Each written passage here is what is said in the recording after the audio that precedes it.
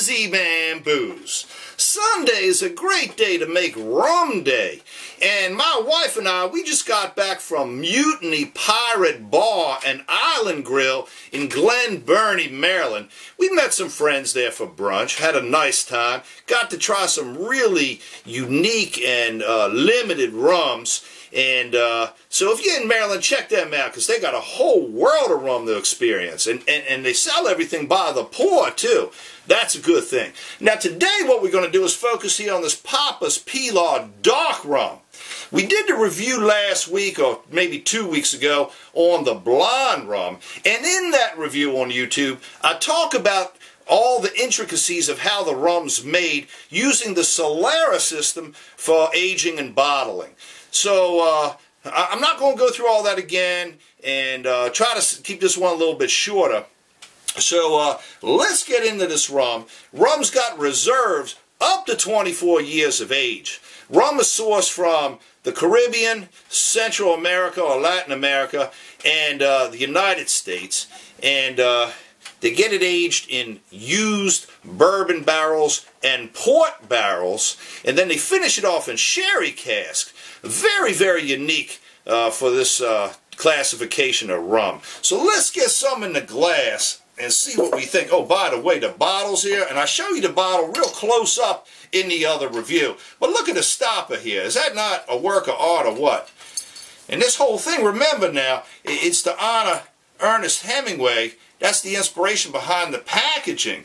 So the bottle kind of shaped like a World War II water canteen. That's a good thing there. A beautiful, beautiful bottle here.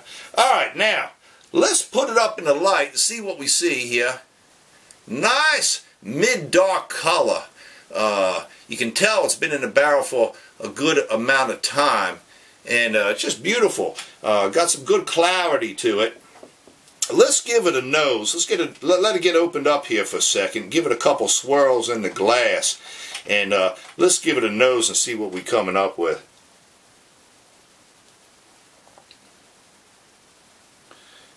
Whew, it's a complex one here. You're getting a lot of vanilla tones coming off, probably from the barrel, but you're picking up the notes of the port wine and the bourbon notes. Maybe a little bit of the cinnamon coming through from the barrel. You're also getting something that almost reminds me of melted down brown sugar, like when you're cooking brown sugar to make caramel, you know, that kind of flavor, that kind of tone. Getting a little bit of dates in here. There's something a little bit herbally too, but very faint. And almost like a little bit of a note of coconut. There's a nuttiness to it too. Thinking like almonds. Boy, you can smell this one all day here. Let's give it a taste.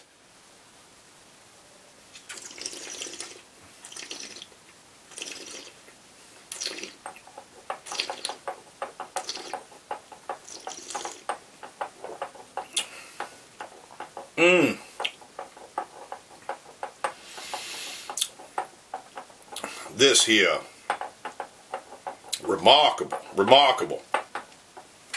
You're getting a lot of the classic dark, barrel-aged rum tones out of it. You're picking up some real good vanilla. A little bit of fig note to it too that I really like. Getting a nuttiness. It's almost got like a butteriness, not quite as much as this one. Got a very interesting feel on the mouth here, on the palate.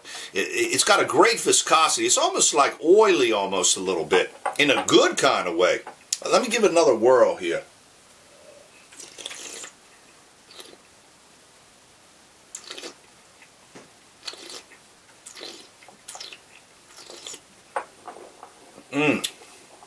Maybe a little bit of raisininess and dateness, or dates rather. I'm getting those port wine, like those, you know, the aged ports. You're getting some of that in the background too. Even maybe more prevalent than the bourbon. This is simply delicious. Changing a little bit in the glass too. One more sip here.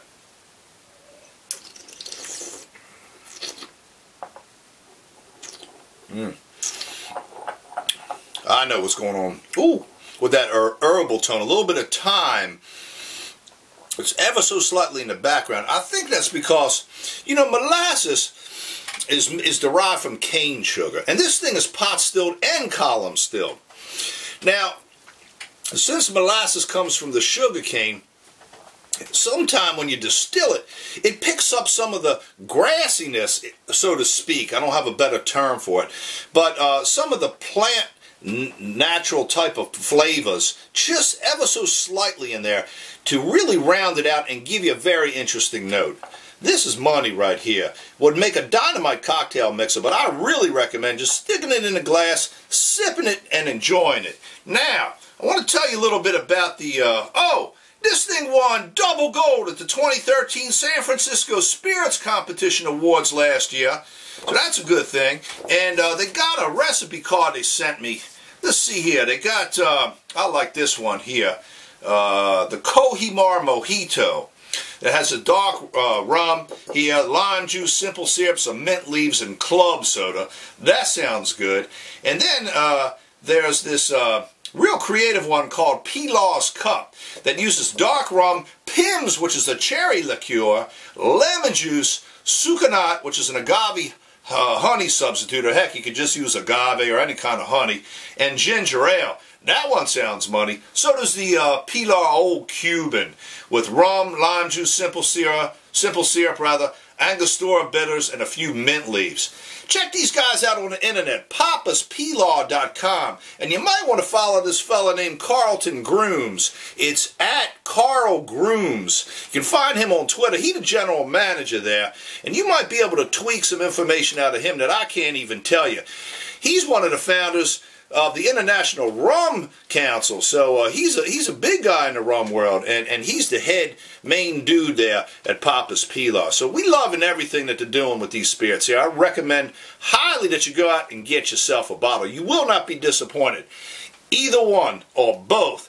They're both fantastic. On that note, I'm E-Man Booze. Check me out on YouTube, Facebook, Twitter, Instagram, and MainStreetDistilleries.com. Have a good rum day. Bye, you all.